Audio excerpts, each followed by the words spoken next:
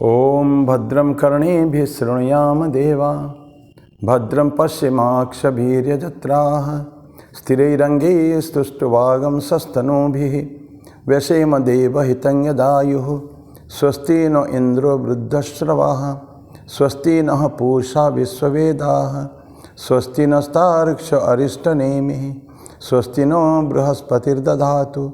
ओम शांति शांति शांति। भगवान श्री रामकृष्ण देव, जगत जननी माँ शारदा जी और स्वामी जी को प्रणाम अर्पित करता हूँ। मेरे गुरुदेव पूजनीय स्वामी भूतेशानंद जी महाराज को मेरा प्रणाम और आप सभी को मेरा प्रणाम। आज ये बुधवार का जो स्मॉल वीडियो सीरीज़ में पहले तो आपको अभी भी नवमी चल रही है, ख़त्म हो जाएगा 2-3 दिन में। अभी आज क्या पंचमी षष्ठी तिथि है, आज ना षष्ठी तिथि है, तो अभी नवमी का अंतिम चल रहा है अपना वो जो नवरात्रि उत्सव के। पुनः सभी को बहुत बहुत शुभकामनाएं।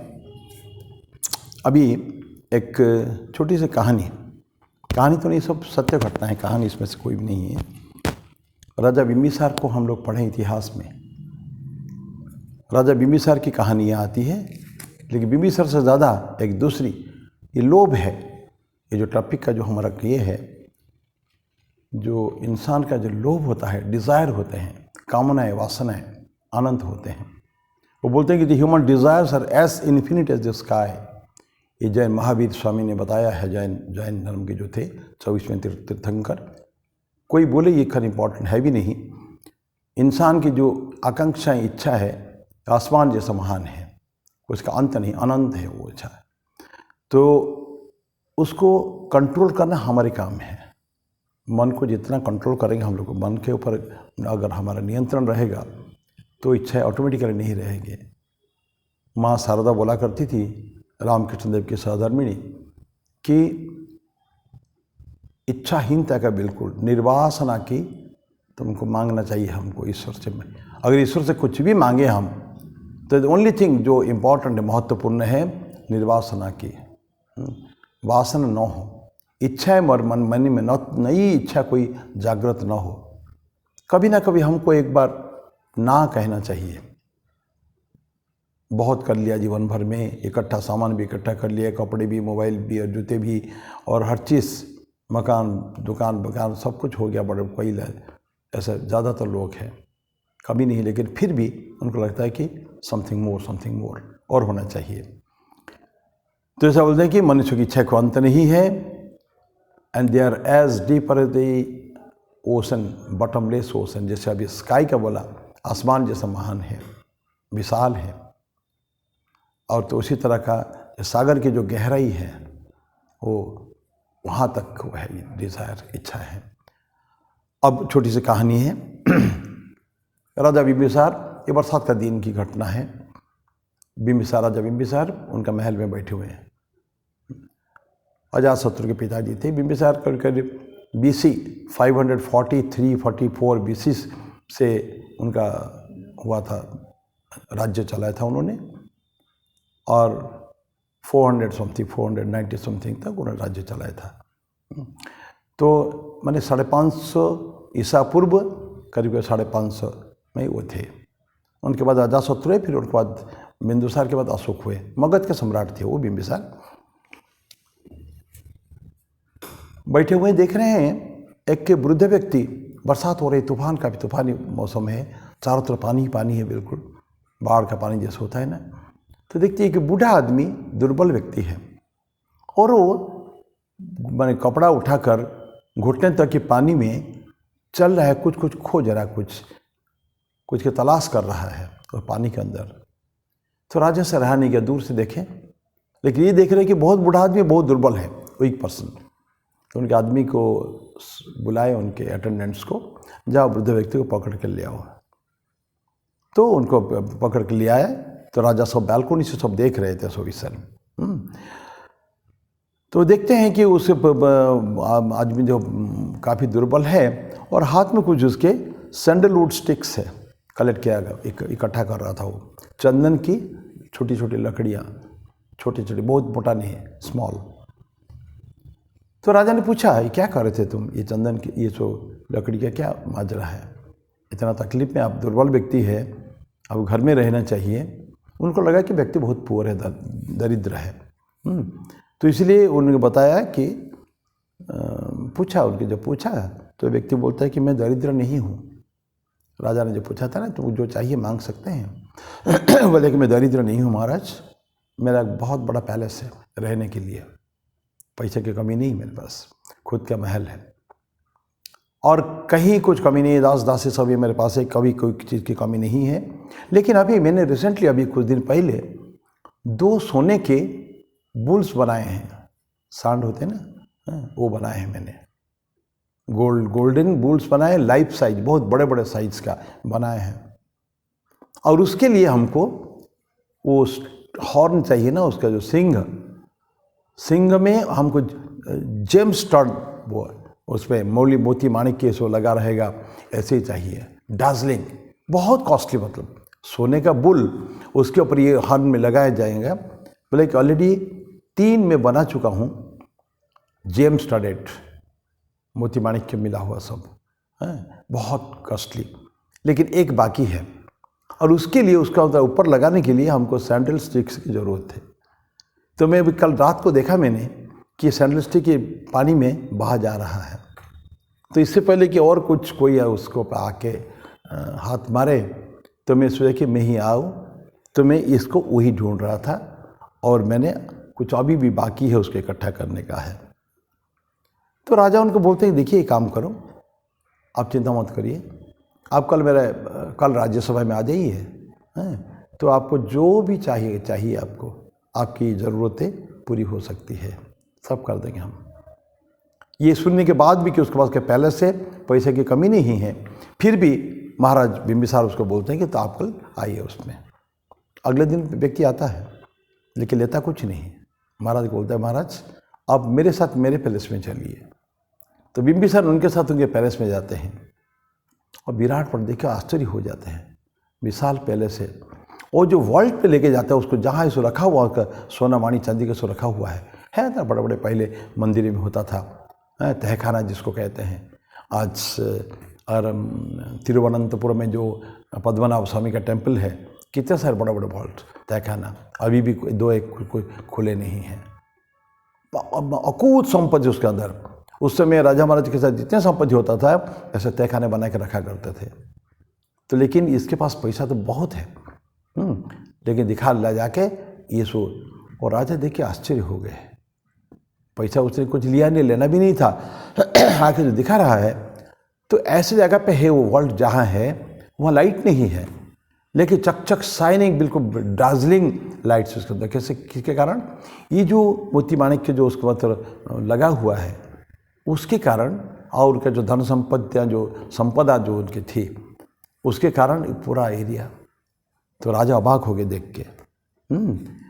देखे तो फिर मन में सोचा कि शॉक्ड कि इंसान का लोभ कहाँ तक हो सकता है। चले जाते हैं, क्यों ना तो बुढ़े को इनसे कुछ लेना था, ना राजा को कुछ करना था उनसे। देख के चले जाते हैं, घटना ही समाप्त होती है। लेकिन आप हमें सोचें कि उस व्यक्ति को क्या ज़रूरत थी। बुढ़ा व्यक्ति है, बरसात का मौसम है, तूफान चल रही है, लेकिन उसमें जाके sandalwood sticks which he can buy from the market also. चंदन की लकड़ियाँ तो बाजार में तो मिलते हैं, और जो चाहेगा बाजार में पैसा देकर सब कुछ खरीदा सकता है।